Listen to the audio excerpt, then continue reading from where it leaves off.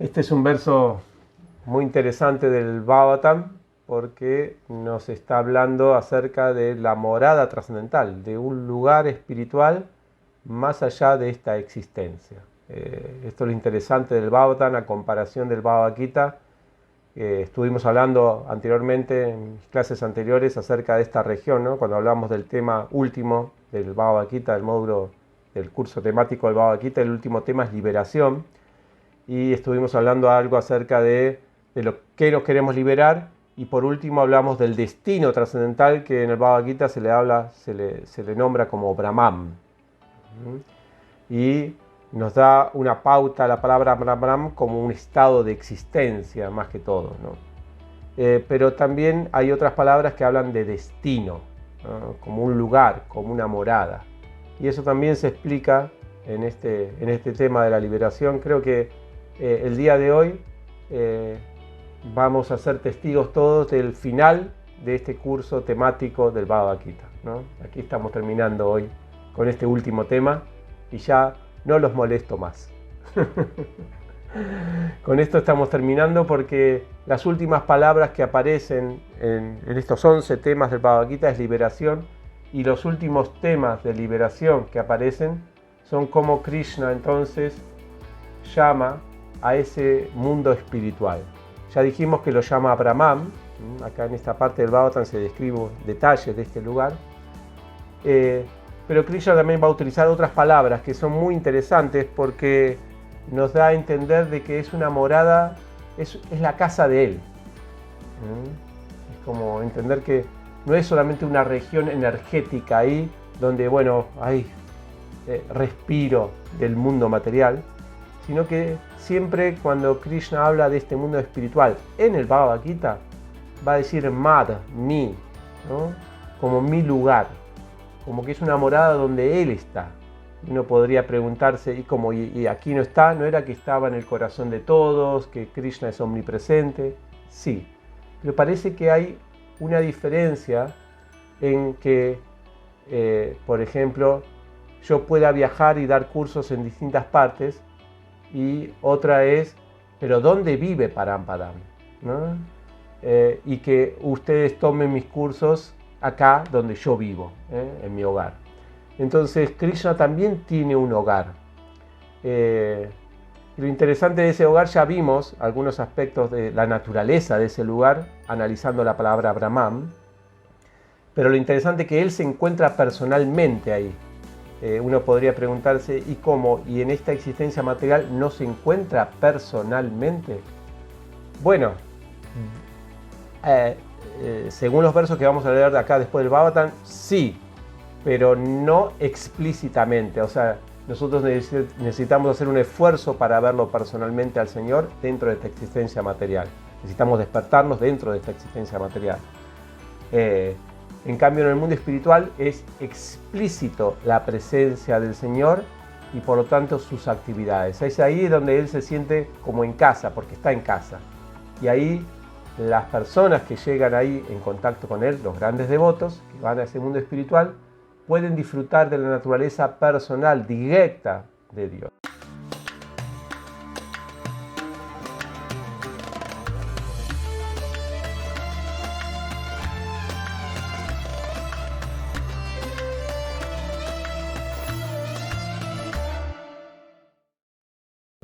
Por eso que él utiliza estas palabras, Padam. Yo cuando me pusieron el nombre Param Padam, mi nombre es Param Padam, ¿no? Es primero con R y después con D. Busqué en el Bhagavatam a ver qué aparece Param Padam, y aparece Brahman impersonal. En una de las definiciones de Param, porque hay un verso famoso, la morada trascendental, que se lo traduce a veces como Param Padam. El Param Padam es una forma de hablar del mundo espiritual que a veces utilizan los impersonalistas, porque habla de Param supremo, Padam como sitio, morada, hogar. Pero Krishna va a hablar de Madpadam, de su morada. Eso me dejó tranquilo. Dije, bueno, por lo menos estamos hablando del mundo espiritual personal, ¿no? El mundo espiritual donde está Dios. Entonces, Esta es una forma en que Krishna denomina al mundo espiritual como Padam, y esto en sánscrito significa un lugar, un sitio, una morada, un hogar. También aparece la palabra Stanan. Stanan la vamos a ver ahora, es uno de los 10 temas del Bhagavatam, ahora en el capítulo, no, en el capítulo 10, el siguiente capítulo. Vamos a ver que Stanan significa como un lugar de permanencia, un lugar donde vos podés quedarte y no hay problema, ¿no?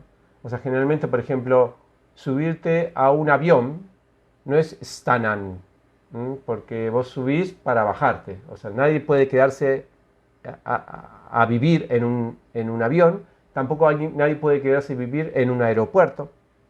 Esos no son Stanan, son como lugares de paso. Lugares. Entonces, cuando Krishna utiliza la palabra Stanan para hablar del mundo espiritual, significa que son lugares permanentes, son lugares donde uno puede permanecer tranquilamente, nadie lo va a echar. Por eso se lo pone así como localidad, residencia o lugar de permanencia. Otra de las palabras que utiliza Krishna es Paramangatim. Hay muchos destinos donde uno puede alcanzar dentro de este mundo, pero hay uno que es supremo, que es, digamos, lo máximo en destinos en que uno puede visitar. Él lo llama Paraman Gatin. Gatin es meta, ¿no? Paraman, lo máximo. Y por último, Dhamma.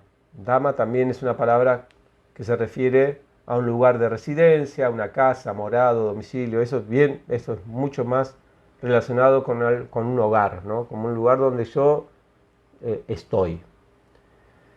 Entonces, esto es interesante porque Krishna nos está invitando a su casa. El Bhagavad Gita es una invitación de Krishna a su casa, así, directamente. Hay varios versos donde Krishna dice, si haces esto, yo te invito a mi casa, vas a poder golpear mi casa y yo te voy a abrir. Más o menos así, es una linda invitación. Entonces, pero para estar cualificado, digamos, de alguna manera, para ser un huésped de Krishna, ¿no? En su casa, nosotros necesitamos, como estuvimos viendo, esta es otra también, Madhvava, necesitamos conocer acerca de su naturaleza. ¿Lo ven acá, abajo? Bhava es naturaleza, es entender un poquito de qué se trata el mundo espiritual. Digo, para no pasar vergüenza, ¿no? Tenemos que saber las normas. Por ejemplo, acá nosotros en nuestro hostel, tenemos aquí, ponemos en la página, no se puede comer ni carne, ni huevo, ni pescado, no poner la música alta, ¿no? Entonces la persona que viene aquí sabe cómo es la cosa, se acomoda, digamos, al lugar, sabe porque ya son las normas, ya está acostumbrada. Y los que no están acostumbrados al vegetarianismo, entonces a veces me preguntan, ¿y puedo, aunque sea tomar un vino? ¿No? Ahí, ¿no? Digo, no, alcohol no. Y no me reservan, porque no están acostumbrados a pasar una cena sin vino. Entonces, de la misma manera, nosotros también tenemos que acostumbrarnos a entender cuál es la naturaleza del mundo espiritual. Y en cuanto practicamos la naturaleza del mundo espiritual, que es bienaventurada, no nos perdemos nada, después cuando entramos a esa naturaleza, por lo menos no seguimos las normas de esa naturaleza. Ahora uno puede decir, ¿qué? ¿Hay una regla? ¿Cuál es la regla? La regla es el servicio. Eso es lo que se practica dentro del bhakti. Cuando uno adquiere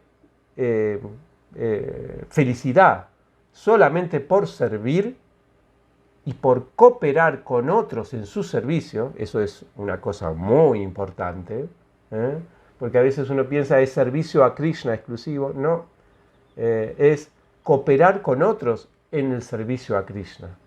Esto es interesante también, que a veces creemos que el servicio a Krishna es yo con Krishna nada más, y en el mundo espiritual no, el mundo espiritual, si vas con esa onda, es una onda más yógica. Vos alejado en un lugar, en un rincón, meditando en Krishna. No.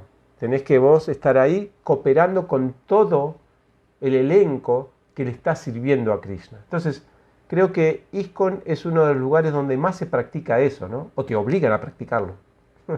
O estás condenado a practicarlo. Porque aquí si vos no cooperás con otros para servir a Krishna, querés hacer la tuya individualmente, mi servicito a Krishna, y digamos que es un problema para tu vida espiritual y para, inclusive para difundir la conciencia de Krishna o para el movimiento de la conciencia de Krishna. Así como Prabhupada dijo en una vez, hay otro ISKCON en el mundo espiritual, también allá está ISKCON, en el sentido que está ese Madhvava, esa misma naturaleza de servicio, de cooperación para servir al Señor. Entonces, ¿cómo nos preparamos para esa naturaleza? Primero hay que entender los conceptos del Bhagavad Gita. Por eso nosotros estuvimos viendo en este curso temático del Bhagavad Gita todo lo que por lo menos cognitivamente, nos prepara para entender esa naturaleza. Primero estuvimos entendiendo la naturaleza de Dios, de las almas, de la materia. Bueno, todos estos son los 11 temas del Bhagavad Gita. Estuvimos hablando del karma, gyaya, yoga, los distintos yogas y por último la liberación, ¿no? Entonces lo primero que tuvimos que descubrir es cuál es la naturaleza del alma. ¿Qué somos? ¿Qué es el alma? Que esto lo dice también el Bhagavad Gita. Así que estuvimos hablando en esa clase de eso. Luego estuvimos hablando de qué es lo exógeno del alma, digamos, qué es lo que no es el alma, que son las gunas o las modalidades de naturaleza, para no confundir el alma con la naturaleza material, porque en esta condición en la que estamos, el Bhagavad Gita dice, nos creemos los autores de las actividades que en realidad son ejecutadas por las modalidades. Por lo tanto, nosotros necesitamos discriminar. No, esto no soy yo puramente. Este es, ¿no? Esta voz que tengo acá masculina, más o menos, no soy yo, no es el alma hablando, no es la voz del alma. Son las cuerdas vocales, es el acondicionamiento que tengo en este cuerpo, mi forma de atraerme a ciertas actividades en este mundo, no es el alma, sino que son las gunas que me están afectando a ciertas atracciones y a ciertos rechazos. Entonces, diferenciar eso, los vimos en 2 clases, esos que son las gunas, porque es un tema importantísimo. Y en base a eso también descubrimos, en una de las clases, cómo, por estar afectado con las gunas, nosotros empezamos a hacer actividades que en realidad no se enredan en este mundo. Empezamos a tener reacciones y digo, ¿por qué me pasa esto? ¿Por qué ahora me pasó lo del auto? ¿No? Y cosas así. ¿O por qué me pasó esto, lo otro? Siempre me pasan cosas. Bueno, por lo menos empezamos a saber la causa de todo eso, que son las acciones que vamos haciendo que están separados del Señor, o es la misma naturaleza material. Luego entonces, otro de los temas del Bhagavad Gita es yagya. Bueno, ¿cuáles son las actividades que por lo menos no me hacen generar karma? Eso es todo el mundo de yagya, que es el acto mágico para hacer florecer el alma, o sea, para que por lo menos el alma tenga participación en estas actividades dentro de este mundo y no sea todo karmático nada más. Yagya es la posibilidad del alma de intervenir, de florecer, de meter la cuchara, como se dice, ¿no? Así que estuvimos hablando de eso también. Y obviamente, una vez que no se puede hacer yagya correctamente si no entendemos a quién se lo debemos ofrecer, ¿no? Yagya no es ofrecerlo a la humanidad, mi sacrificio a la humanidad. No, el yagya tiene que estar referido a Dios para que sea un acto del alma y no un acto de las gunas. Entonces empezamos a explicar qué es Dios, y los 5 aspectos esenciales que se describen en la guía para comprender el Bhagavad Gita, o sea, que se describen en el Bhagavad Gita sobre Dios. Inclusive llegamos a parte de los 5 aspectos esenciales, también encontramos 2 gustos personales más, o sea, empezamos a ponerlo a Dios en el diván y a conocer un poquito más su mente, ¿no? A conocer un poco más acerca de él y su naturaleza. Esto es muy importante. Entonces ya con esto nosotros ya tenemos un panorama. Esto es lo que se llama Sambandha un poco. Sambandha es la parte de la vida espiritual donde entendemos la relación entre todos los factores. Conocemos de qué se trata el mundo, conocemos los elementos, las naturalezas, las existencias. Sabemos que está el alma, sabemos que está las gunas, la materia, sabemos que el karma nos enreda, sabemos que el yagya nos libera, sabemos qué es Dios. Entonces, con esa claridad, ahí empezamos con Avideya. Avideya es la parte del Bhagavad Gita donde nos enseña cómo empezar a practicar algo que nos empieza a liberar. Y ahí sí surge la palabra yoga, que es la palabra del Bhagavad Gita predilecta, porque el Bhagavad Gita es una propuesta también práctica para liberarnos, no solamente cognitiva, no solamente saber dónde estamos situados, sino que, bueno, ¿qué hacemos para liberarnos? Y ahí aparece la palabra yoga, se describe, el Bhagavad Gita va a describir, entonces, cuáles son los 3 factores que hacen que yoga sea yoga y no otras cosas. Eso lo estuvimos hablando, que son 3 cosas, recuerdan, el yoga tiene que tener yagya, tiene que tener buddhi y tiene que tener una técnica. Así que hablamos acerca de buddhi, que es que es el buddhi aplicado en el yoga, porque es uno de los 3 factores que garantizan el buddhi, la inteligencia, el yoga. Y también estuvimos hablando, porque el yagya ya lo habíamos hablado, que es uno de los 3 factores que garantizan el yoga, estuvimos hablando de las técnicas, o sea, que si el yoga es una técnica, entonces una técnica tiene que crear algo, tiene que desarrollar algo. ¿Qué es lo que tiene que desarrollar el yoga para que sea una técnica? Dijimos 2 cosas. La ecuanimidad de esta chica, bueno, parece más apática que ecuánime. Y acá tenemos, y el desapego de este también, que la verdad que también me parece bastante apático, más que desapegado. Hablamos un poquito de qué se trata el desapego y la ecuanimidad en conciencia de Krishna o dentro del Bhagavad Gita, ¿no? Para que no haya estereotipos extraños.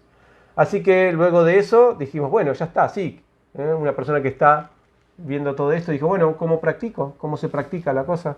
Bueno, hay 4 propuestas yógicas para practicar para todos los gustos. Hay para 4 gustos, ¿no? El gusto del karma yoga, aquellos que quieren practicarlo mediante su deber, en su familia, eso es el karma yoga. Otros que quieren practicarlo desde el intelecto, bueno, vamos a ver cómo lo practicamos con el jnana yoga, qué es lo que hay que estudiar, cuáles son sus objetos de estudio, cuáles son los libros que hay que estudiar en el yoga y qué iluminación se alcanza con este yoga. Todo eso aparece en el Bhagavad Gita.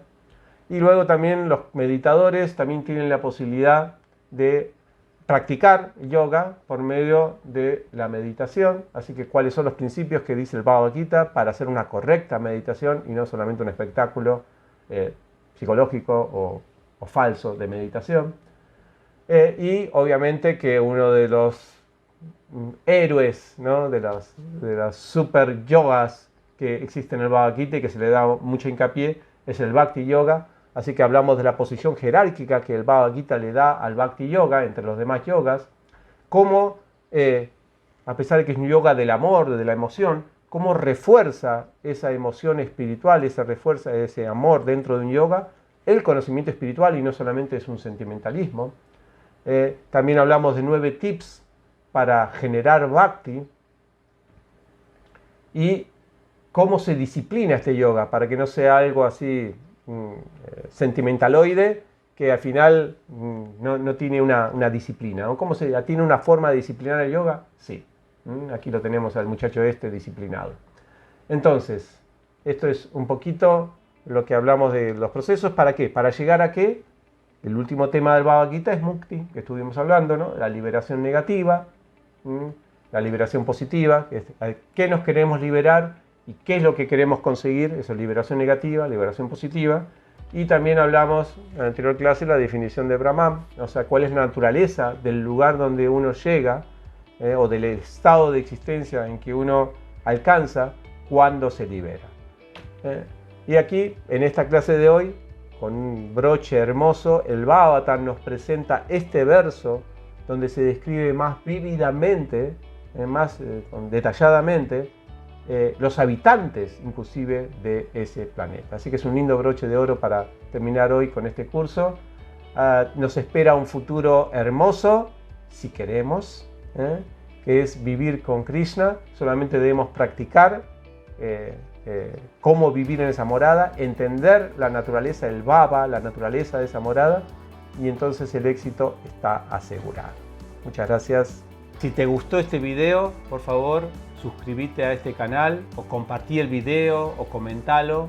Ayúdanos a difundirlos. Puedes unirte también a nuestro Patreon, donde podés recibir regalos exclusivos, materiales, videos, cursos que impartimos en nuestro campo. Nos vemos pronto. Muchas gracias. Un abrazo. Hasta luego.